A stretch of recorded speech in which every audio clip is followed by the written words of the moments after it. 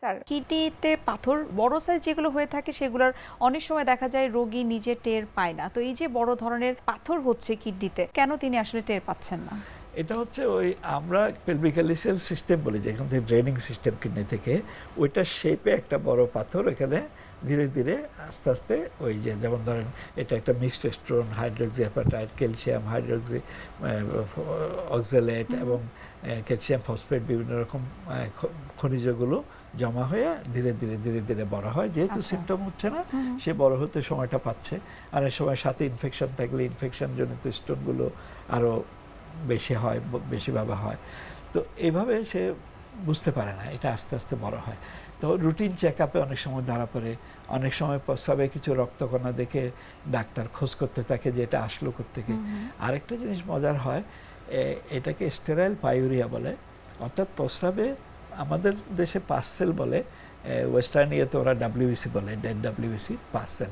এই পাসসেলটা দেখে অনেকে ভাবে ইনফেকশন হলো কিনা, কালচার করে দেখা যায় কালচারে কোনো জীবাণু আসছে না, তখন সাসপেক্ট করতে হয় যে স্টেরাইল পাইউরিয়া হচ্ছে, অর্থাৎ কোনো পাথর। তখন এই জিনিসগুলো সাসপেক্ট করে আমরা তখন পরীক্ষা করতে গেলে হয়তো আলট্রাসাউন্ড করলে বা প্লেন এক্সরে করলে এগুলো পেয়ে যায়। তো আজকাল পাথরের একটা বড় সুবিধা হচ্ছে আগের মতো আমরা যেটাকে পেট কেটে অপারেশন করে করার যেটা বলে, সেটা আজকাল আমাদের ইউরোলজিস্টরা অনেক উন্নত টেকনিকে তারা ইএসডব্লিউএল করে, পাথরের সাইজ অনুযায়ী লোকেশন অনুযায়ী বুঝে বাইরে থেকে রে দিয়ে ভেঙে ওইটা চিকিৎসা করে। আরেকটা আছে ওরা এটা পাথরকে পুশব্যাক করে ওখানে গিয়ে ওইটাকে ক্রাশ করে গুঁড়া বাস্কেটিং করে নিয়ে আসে। বিভিন্ন রকম টেকনিকগুলো আজকাল হচ্ছে, পিসিএনএল বিভিন্ন রকম টেকনিকগুলো আছে।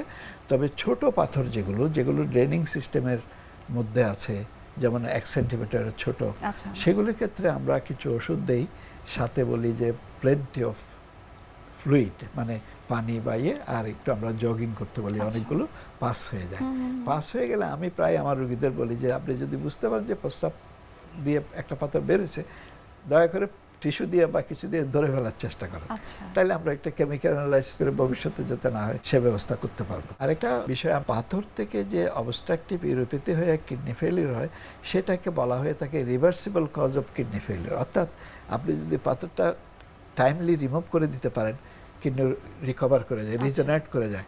কিন্তু যদি অনেক দিন রয়ে যাওয়ার পরে হাইড্রোনেফ্রোসিস এমন পর্যায়ে চলে যায় যে কিডনির কর্টেক্সটা একদম থিন হয়ে যায়, 1 মিলিমিটারের কম, একদম থিন, একটা পানির বেলুনের মতো হয়ে যায় কিডনি, তখন পাথর সরাই দেওয়ার পরেও কিডনির কার্যক্ষমতা ফিরে আসে না।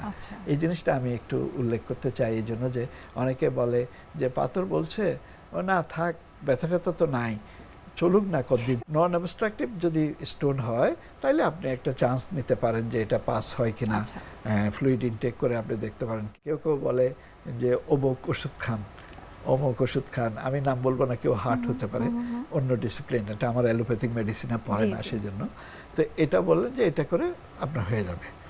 অনেক সময় তার সাথে স্টেরয়েড বা যদি ওষুধ মিশানো থাকে, রোগীরা খাওয়ার পরে সাময়িক এক ধরনের ফিলিং ওয়েল ধরনের একটা ইয়ে হয়, কিন্তু এগুলিতে কিন্তু পাথর। আরো বিস্তারিত জানার চেষ্টা করবো। এই মুহূর্তে আমরা দেখে নিচ্ছি আমাদের স্বাস্থ্য প্রতিদিনের নিয়মিত আয়োজন, কি খাবেন কেন খাবেন এই সেগমেন্টে। সুপ্রিয় দর্শক, আপনারা দেখছেন এনটিভি নিয়মিত স্বাস্থ্য বিষয়ক আয়োজন স্বাস্থ্য প্রতিদিন।